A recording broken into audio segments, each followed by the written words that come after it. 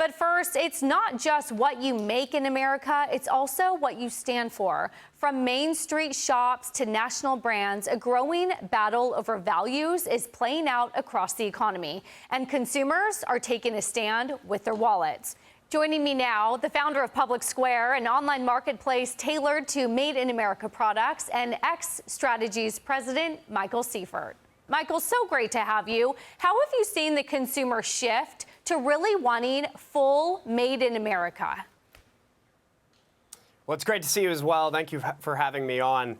It's been pretty neat to witness over the past few years this resurgence in American pride and exceptionalism.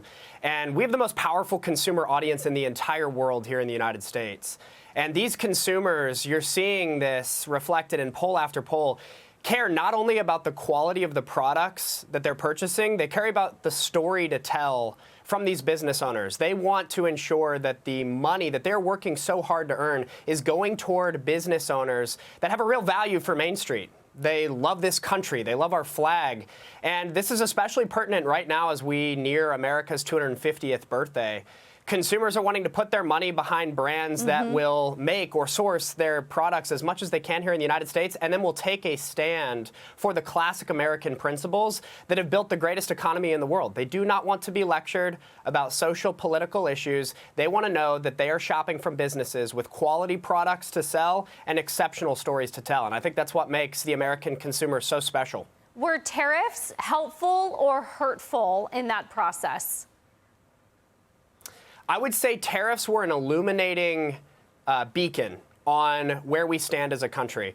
And I actually would even go back a bit further. I would reflect on COVID. You know, during the COVID lockdown season, the global supply chain was so severely disrupted.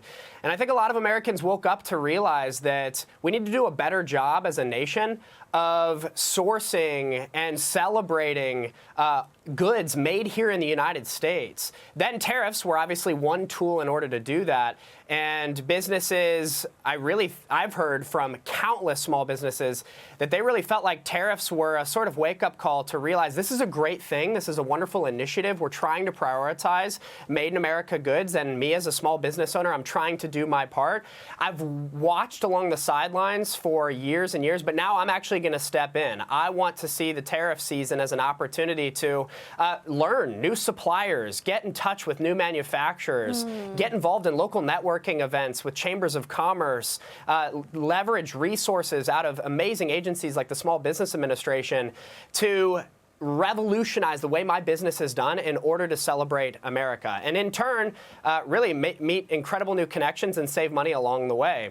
Those stories we love to champion and celebrate, because what happens is that one small business takes advantage of a new supplier that happens to make their products in the United States, and then they share that with all the other small businesses in their Main Street community. And it's like this wildfire that really catches on. So I'd say tariffs were one tool in many tools that have been leveraged over the past few years as Americans have awakened to realize how important it is that the American economy celebrates, promotes, and champions Americans first and foremost. With the company that you founded, which these will be my words, not yours, sort of like the non-woke version of Amazon, I'm wondering if you agree with comments that we heard just from Etsy within the last few weeks, where their stock jumped because they said 90% of their goods are sourced domestically, and that has been a winning strategy as of late.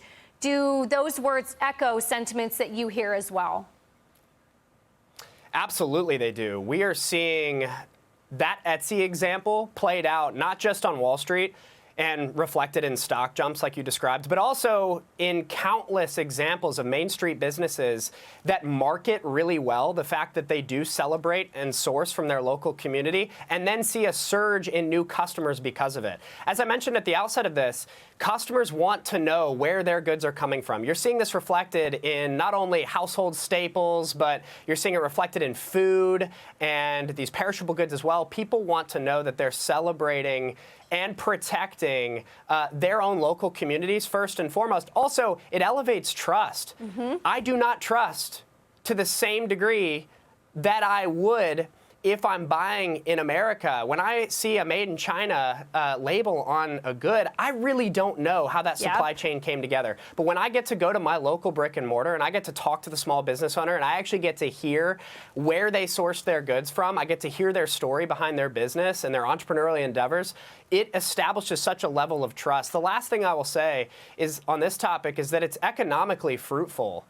What's so cool about this country is that we are the only place in the world where you can turn an idea into profit, not just in a return on investment, but a return on impact for your local community in a matter of sometimes months, weeks, sometimes years, decades, of course, but it's so cool to witness how the American small business owner is taking advantage of the opportunities to grow with excellence and then pour back into their local community. So to your point, I'd say that the Etsy example is happening on main streets across this entire nation, especially as we head into America 250. I'm seeing small business owners say my core pillar of my marketing strategy this summer is going to be talking about why I love this country, and it's reflecting in greater sales. Love to hear it. Thank you so much, Michael Seifert.